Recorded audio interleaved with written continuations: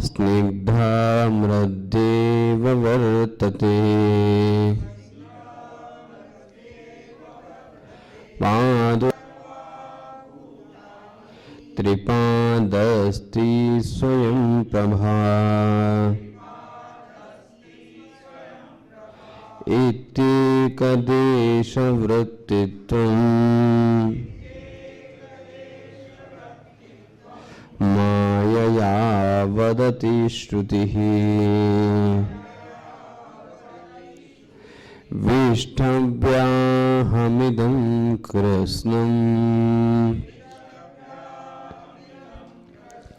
एकांशेन स्थितो जगत् इति कृष्णोऽर्जुना जगत्स्वेकदेशताम्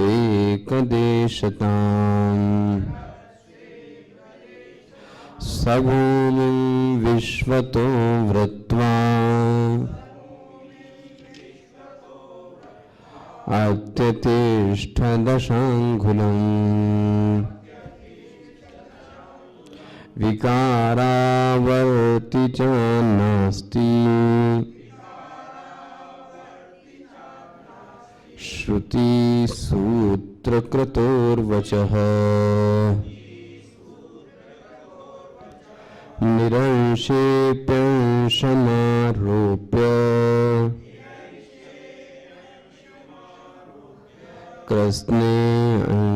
कृष्णे सेवेति प्रक्षतः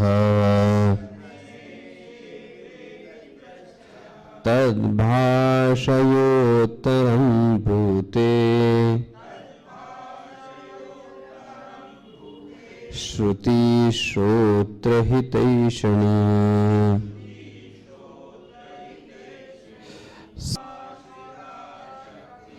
कल्पये सति विक्रियाः वर्णाभित्तिगमाभित्तौ चित्रं नानाविधं यथा आद्यो विकार आकाशः सोऽवकाशस्वरूपवान् आकाशोऽस्ति स तत्त्वम् आकाशेऽप्यनुगच्छति आकाशेऽप्यनुगच्छति।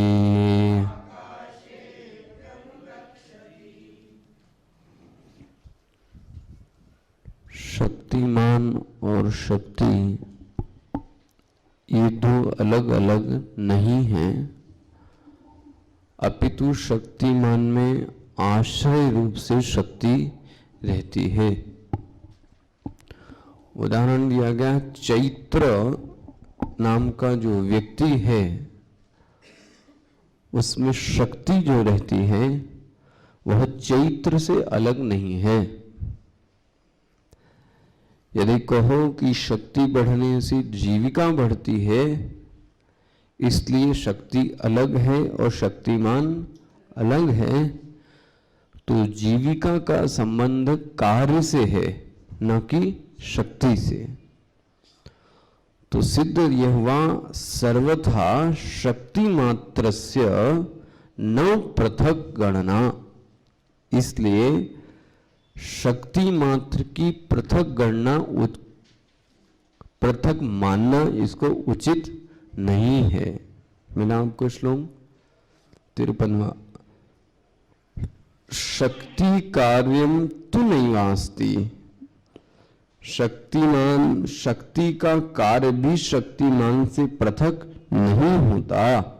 मतलब शक्तिमान और शक्ति अलग अलग नहीं है। इसलिए कथम द्वितीयम शंक्यते, इसलिए इन दोनों को अलग अलग कैसे मानते हो। इसके बाद एक नया एक आक्षेप एक और ला दिया उसने। पहला मैंने आपको ध्यान दिलाया होगा, एक तो यह आक्षेप नहीं था, अगर माया को स्वगत भेद मान लें, सजातीय भेद नहीं है, विजातीय भेद नहीं है, लेकिन माया स्थित किसमें है? ब्रह्म में। तो कहीं ना कहीं तो स्थित होगी ही होगी, किसमें? ब्रह्म में। तो फिर कहीं भी स्थित हो तो स्वगत भेद तो हो गया है कि नहीं हुआ? समझना, माया के रहने से स्वगत भेद का निरसन कैसे करेंगे? सोचा आपने? स्वगत भेद समझ में आ गया ना? पेड़ के पत्ते, टहनी, इनमें क्या है? स्वगत भेद। ठीक है, सजातीय भेद नहीं है, विजातीय भेद भी नहीं है। विजातीय होते तो बहुत सारे होते, सजातीय होते तब भी बहुत सारे, लेकिन स्वगत में कितना होता है? एक। शरीर कितना है? मैंने मान लिया कि ब्रह्म एक है, और वो कैसा है? सत है। लेकिन इतना होने के बावजूद स्वगत भेद तो उसमें है ही है ये, क्योंकि एक अंश में माया तो फिर इसके स्थित है ही है। तो फिर स्वगत भेद नहीं है सत तत्व में, ये कैसे मानोगे? ये टॉपिक आने वाला है, इसको तो अभी रख ही रहे। प्रश्न ये है कि माया ब्रह्म में माया है या नहीं? बोले है। तो फिर स्वगत भेद तो, एक पेड़ में ही पत्ता है और एक पेड़ में ही जड़ है और एक पेड़ में ही तना है, या ऐसा कह लें शरीर में आंख है, हाथ है, मुंह है, पैर है, लेकिन शरीर कितना है? तो शरीर में भी स्वगत भेद तो है ही है। तो क्यों ना स्वगत भेद मान लिया जाए?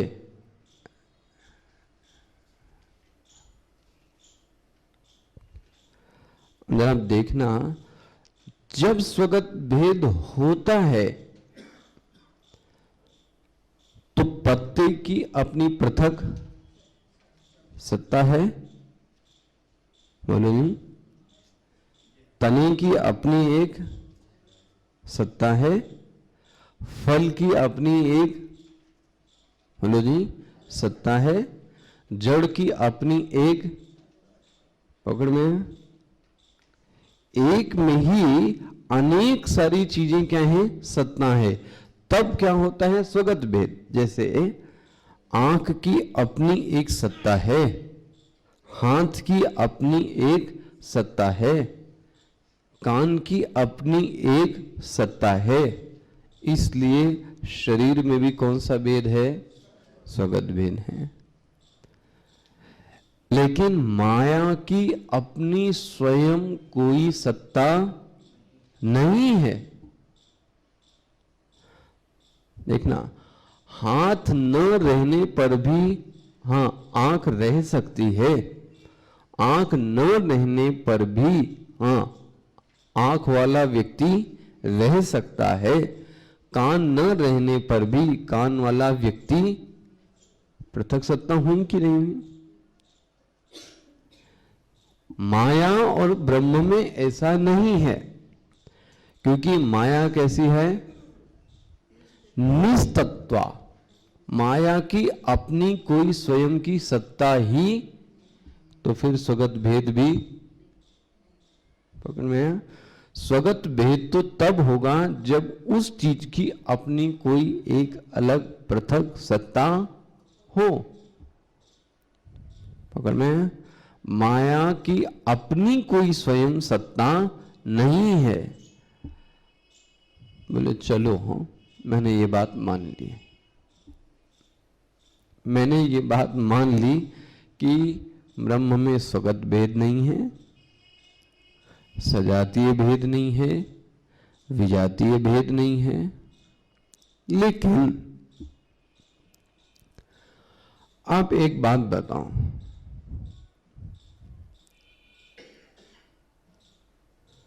ब्रह्म शक्तिमान है? हाँ है। शक्ति कौन है? माया। बोले शक्ति मतलब क्या, माया मतलब क्या? बोले त्रिगुण। माया को यदि डिफाइन करना तो आप क्या बोलोगे? सत्व, रज और तम। ये बात समझ में आ गई ना? तो बहुत पहले से बोली है। जिसको सांख्य दर्शन प्रकृति कहता है, वेदांत उसी को क्या बोलता है? माया। सत्व, रज, तम। अच्छा नहीं, ये इसकी क्या है? ये इसकी क्या है? शक्ति। तो शक्तिमान कौन हुआ? बोलो जी, बोलो जी। माया कहां शक्ति? माया तो शक्ति है। माया मतलब सत्व, रज और, तो असली सत्व, रज, तम किसके पास है? माया ब्रह्म के पास सदैव है, भले वो कार्य करे या कार्य करना। जरा, माया सदैव ब्रह्म के पास में है, चाहे वह कार्य करे और चाहे वह कार्य ना करे। सत्व, रज और तम किसके पास है फिर सदैव? है ना? तो बस असली प्रॉपर्टी किसकी है? तो आ गई ना आपत्ति आपकी? आक्षेप समझ में आया कि नहीं आया? नहीं आया? ध्यान से समझना। देखो, नहीं इधर हो गया तो फिर गया है। ब्रह्म के साथ माया है या नहीं? बोले सदैव है, चाहे कार्य हो और चाहे कार्य ना हो। वेरी गुड भाई। शक्तिमान में शक्ति तो, मैं अभी सामान उठाऊं या ना उठाऊं, मेरे पास शक्ति तो है ही है। मैं काम कर दूंगा तो आपको पता लग जाएगा कि शक्ति है, लेकिन शक्ति तो मेरे पास सदैव। तो एक कौन हो गया? शक्तिमान। दूसरा कौन हो गया? शक्ति। बोले आप क्या समझते हो शक्ति का मतलब? माया का अर्थ क्या समझते हो? बोले सत्व, रज और तम। Very good. तो बोले असली सत्व, रज और तम से उपहित चैतन्य कौन है फिर? ईश्वर। क्यों? ब्रह्म ही बोलेंगे ना। आप उसको ईश्वर बोलो, अल्लाह बोलो, उससे क्या लेना देना? ऐसा तो कभी नहीं है कि उपहित नहीं है। तो मानो ना, यही तो मैं कह रहा हूं। तो बचाओ ना। ऋषि का कहना यही है। जरा आप सोचो तो कि सत्व, रज और तम किसके साथ घिरे हुए हैं? बोलो जी, ब्रह्म के साथ। तो ब्रह्म सदैव त्रिगुणों से लिप्त है और अपना आरोप किस पे कर देता है? माया तो शक्ति है और शक्ति नहीं, शक्तिमान कौन है? तो असली सत्व, रज, तम मतलब त्रिगुण वाला कौन हो गया? बोले अब आपका सन्मात्र कहां गया? आप तो उस सत्व तत्व में क्या एक ही गुण बोलते थे? सन्मात्र। पढ़ा था आपने शब्द? मैंने पढ़ाया था सन्मात्र, चिन्मात्र। तो बोले ये ब्रह्म महाराज तो सदैव सत्व, रज और तम से घिरे हुए हैं। या तो ये मान लो कि ब्रह्म से शक्ति उसकी, तब मैं मान सकता हूं कि ब्रह्म कैसा है? बोलो जी, निरुपाधिक है। ये तीनों गुण किसके हैं?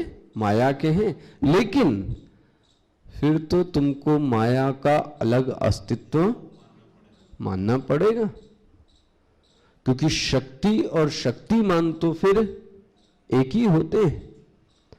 शक्ति और शक्तिमान तो ब्रह्म और माया है। तो माया के गुण किस पे हैं? और तुम खुद बोलते हो कि बिना ब्रह्म के माया कार्य भी, तो बोले असली मालिक कौन है? ब्रह्म। इसका ब्रह्म कैसे है? बोले त्रिगुणातीत नहीं है, त्रिगुणों से संलग्न है। आप लोग देखो जी, ये सब निर्णय आपके ध्यान में निकलने चाहिए। जो व्यक्ति मेडिटेशन करता है, जब वह सोचता है तो ये सब बातें उसके ध्यान में टपकती हैं।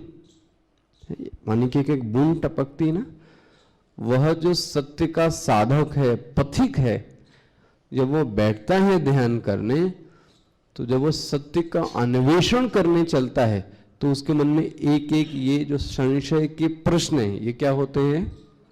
टपकते हैं। और जब तक इनका कोई समाधान निरसन न कर ले, तब तक वो इस पथ पर आ गए, तो फिर वो ज्ञान नहीं है, फिर तो वो श्रद्धा है।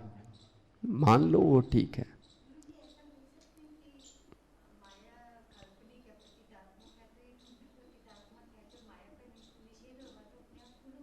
माया काल्पनिक तो नहीं कह सकते, फिर भी माया का निषेध कैसे कर सकते हैं? मेरा प्रश्न यही है कि ये तो हम और आपने इंटरप्रिटेशन दे दिया उसकी सत्ता, एक्चुअली में कार्य करने वाला तो कौन है? क्योंकि माया तो कैसी है? जड़ है। ब्रह्म कैसा है? तो कार्य करने वाला तो कौन हुआ? चैतन्य हुआ। नाम किसका लगा दिया? माया का। और नहीं करो कार्य, ठीक है, लेकिन वो त्रिगुण भरे किसके पास है? तो बोले ब्रह्म में सदैव गुण से भरा हुआ है। ब्रह्म कभी भी निरुपाधिक नहीं है। ब्रह्म सदैव सुपाधिक हो गया और ब्रह्म गुणों से।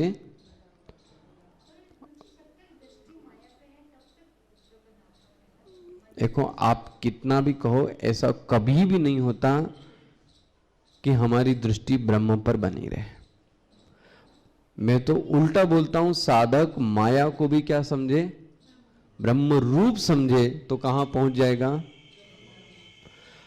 माया पे दृष्टि देखो, आपको यहां पे ब्रह्म मिलेगा नहीं, मिलेगा कौन? जगत।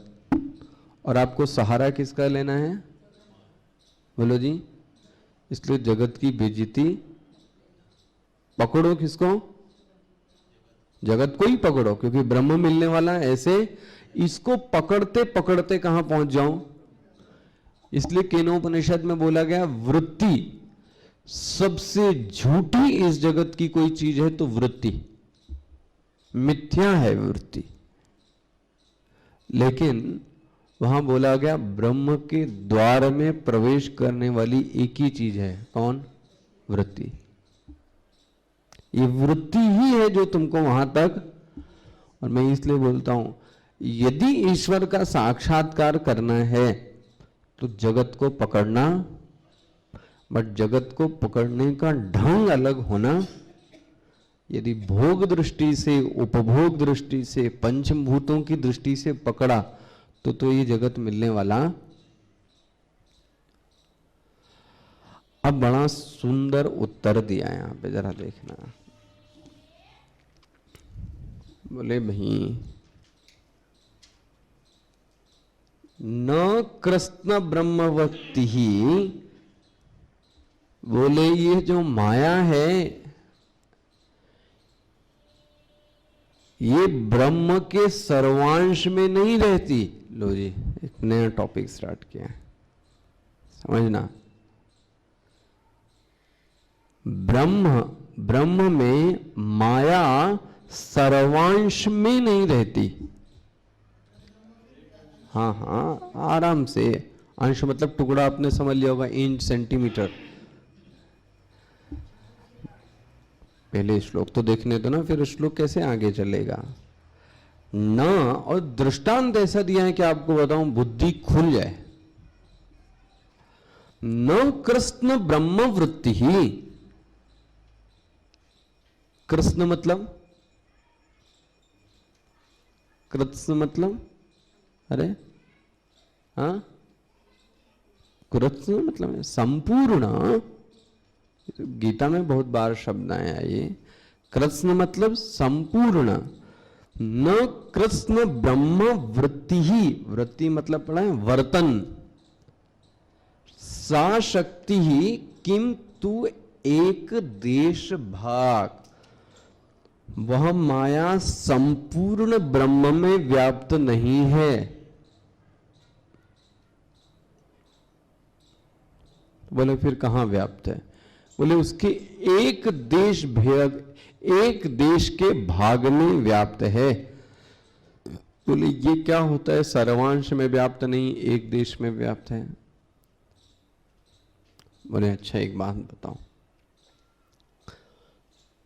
घड़ा किससे बनता है? मिट्टी से।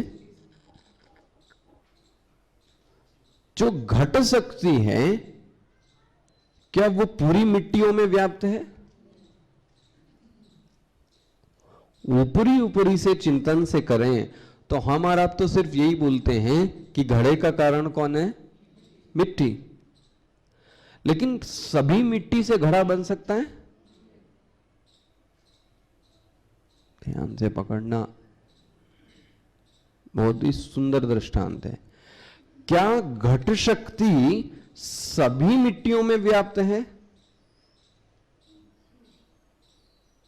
लेकिन हम बोलते क्या हैं? घड़ा मिट्टी से। बोलते क्या है? पकड़ना जरा, घड़ा मिट्टी से व्याप्त है, लेकिन हर मिट्टी से घड़ा बन, हालांकि वो क्या है? मिट्टी है। समझना, घट शक्ति यथा भूमौ स्निग्ध मृदेव वर्तते। जैसे भूमि में घट शक्ति केवल चिकनी मिट्टी में ही रहती है।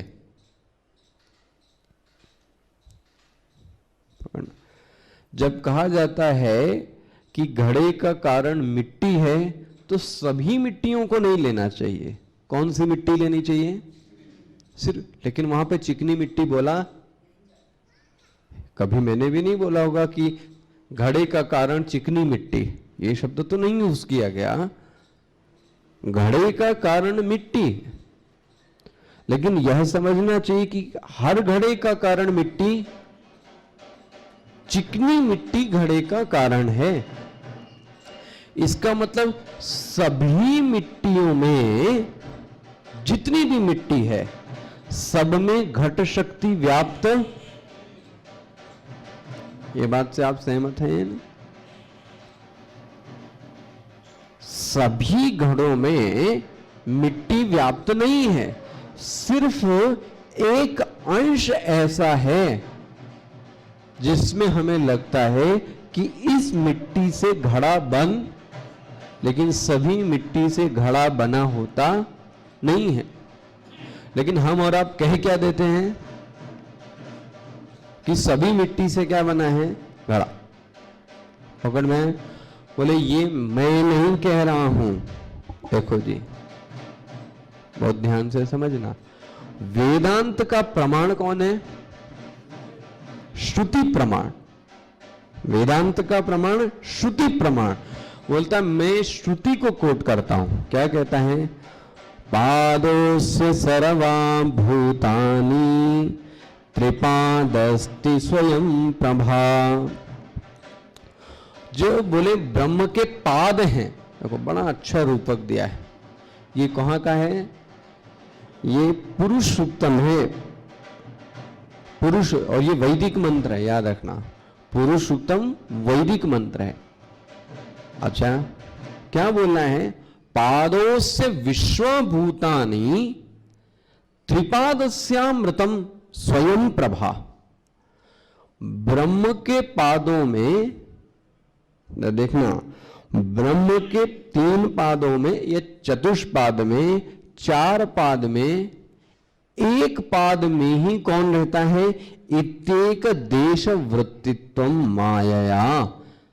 और 3 भाग में कौन है? स्वयं प्रभा। समझना, मतलब ब्रह्म के आदेश से क्या 1/4 या 1/3 भाग में कौन है? सिर्फ माया। और अच्छा, ये कोई मंत्र कोई अपने मन से बना के नहीं बोल रहा है, ये कहाँ का मंत्र है? वेद का मंत्र है। पादोस्य सर्वभूतानि त्रिपादस्या स्वयं प्रभा। अब आप पढ़ेंगे मांडुक्य में तो आता है चतुष्पाद, तो यहां 3 पाद में कौन आ गया? स्वयं प्रभा। स्वयं प्रभा मतलब ब्रह्म। लेकिन एक पाद में कौन है? इत्येक देश वृत्तित्व मायया। और बोले मैं नहीं बोल रहा हूं, वदति मिला आपको? वदति मतलब बोलती है। कौन? श्रुति ही, श्रुति बोलती है। वाह वाह वाह, तुमने कहां से कोट किया? ये वेद से ही बोले? रुको तो अभी बताता हूं। श्रुति नहीं, मैं स्मृति भी कोट करता हूं। स्मृति मतलब भगवत गीता, श्रुति मतलब वेद, स्मृति मतलब भगवत गीता। बोले स्मृति बताता हूं। भगवान कृष्ण ने अर्जुन को बोला है, क्या बोला है? विष्टव्याहमिदं कृष्णं विष्टामि अहम कृष्णम। मैंने पूरे जगत को व्याप्त करके रखा है। अहम, और कितने जगत को? कृष्णम। लेकिन एकांशेन स्थितो जगत। देखो जी, मैंने तो पूरे जगत को व्याप्त किया है, लेकिन ये जगत मुझ में कहां स्थित है? एकांशेन स्थितो जगत। ये कहां का कोट किया उसने? पकड़ में आ रहा है? ये भगवत गीता को कोट किया। ब्रह्म के भगवान कह रहे हैं मेरे एक अंश में कौन है? जगत। हालांकि पूरे जगत में कौन गया हुआ है? बोलो जी, मैं। लेकिन जगत तो मेरे एक कोने में भी स्थित नहीं है। और मुझे लगता है कहीं आपको समझना चाहिए, भागवत में गोवर्धन पर्वत को एक उंगली पे उठा के भगवान ने ये संकेत दे दिया कि इदम जगत की सत्ता मेरे लिए कितनी है पता है? एक नोक के बराबर भी नहीं। पूरा गोवर्धन का गोवर्धन जो पहाड़ था, गांव था, वो कहां उठा दिया? एक उंगली पे उठा दिया। देखो जी, एकांशेन स्थितो जगत, एक अंश में मेरे स्थित है। कौन?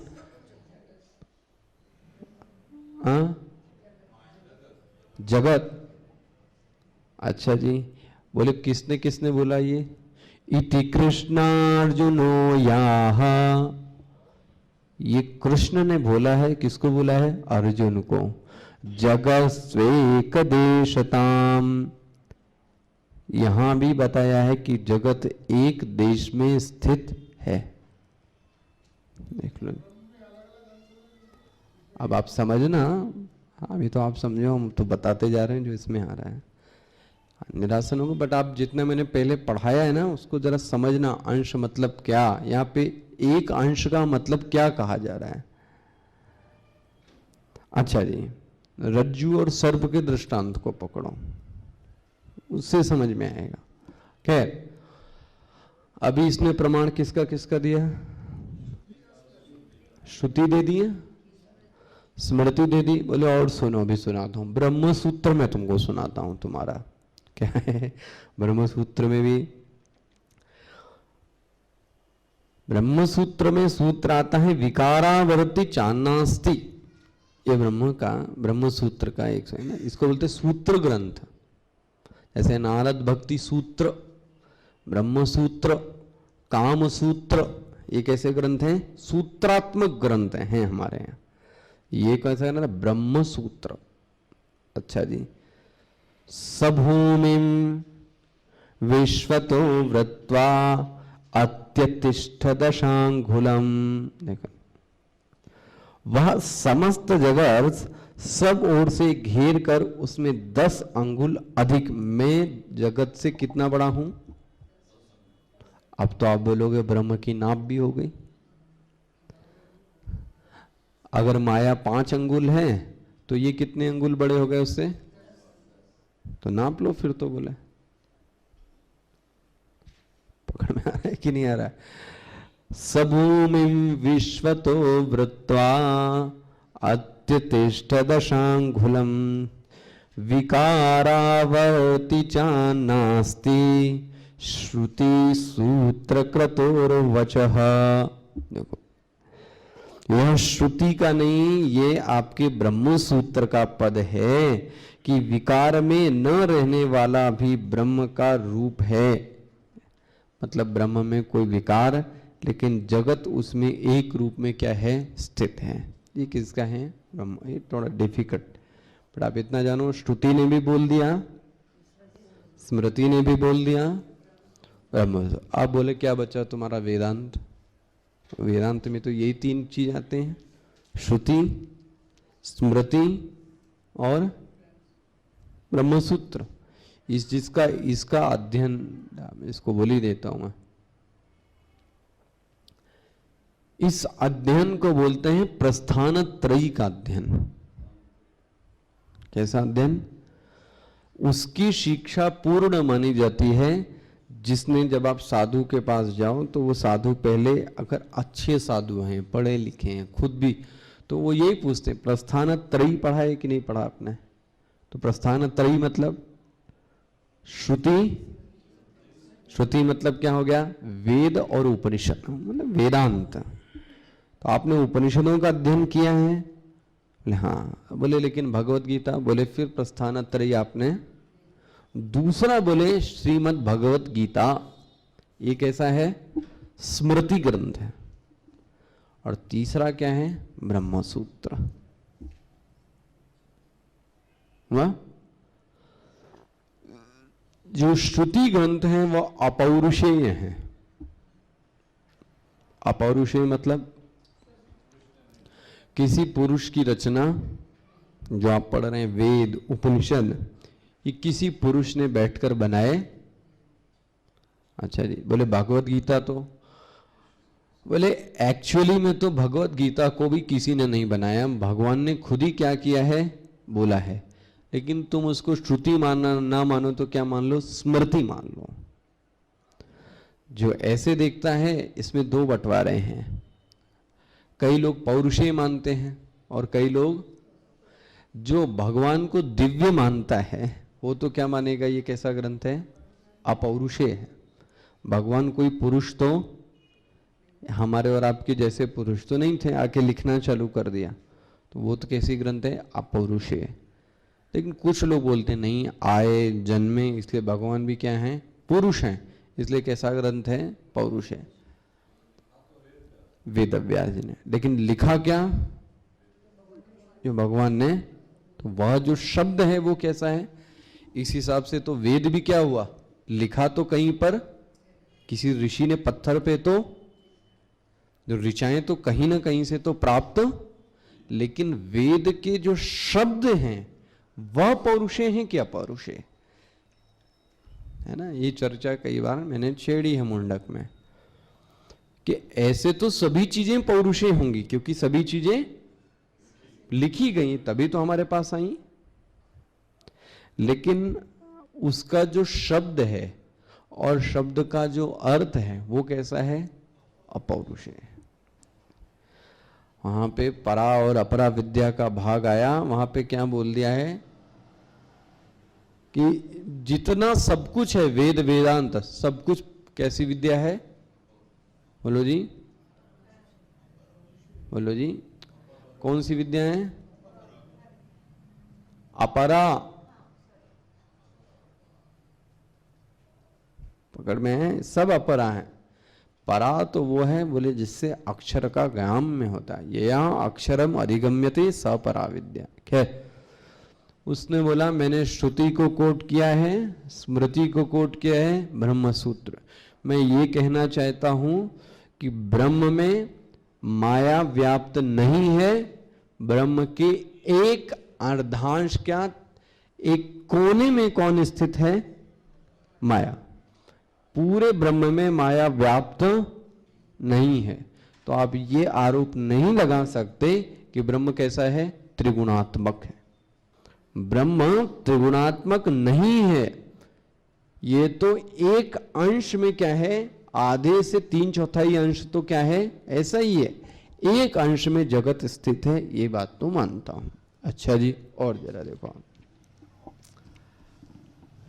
अब जरा देखो, ये आ रहा है आपके पास ही दूसरा श्लोक देखिए। निरंशेप्य अंशमारोप्य। निरंश में तुम किसका आरोप कर रहे हो?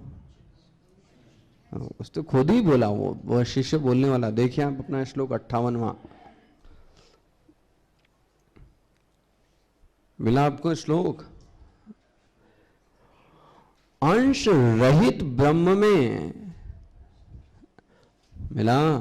अंश रहित ब्रह्म में अंश का आरोपण कर कर समस्त अंश में माया है, माया है कि एक अंश में, इस प्रकार पूछने वाले श्रोता की हितैषणी श्रुति उसकी भाषा के अनुसार ही उत्तर।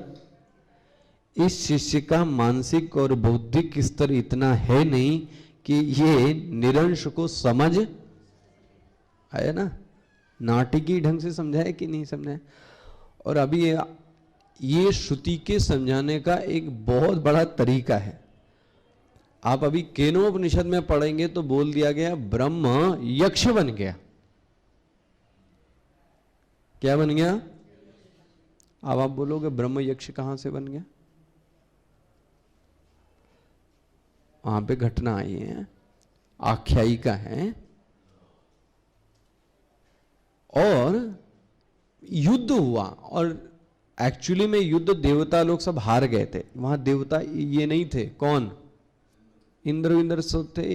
ये आंख, नाक, कान, मुंह, ये सब देवता थे।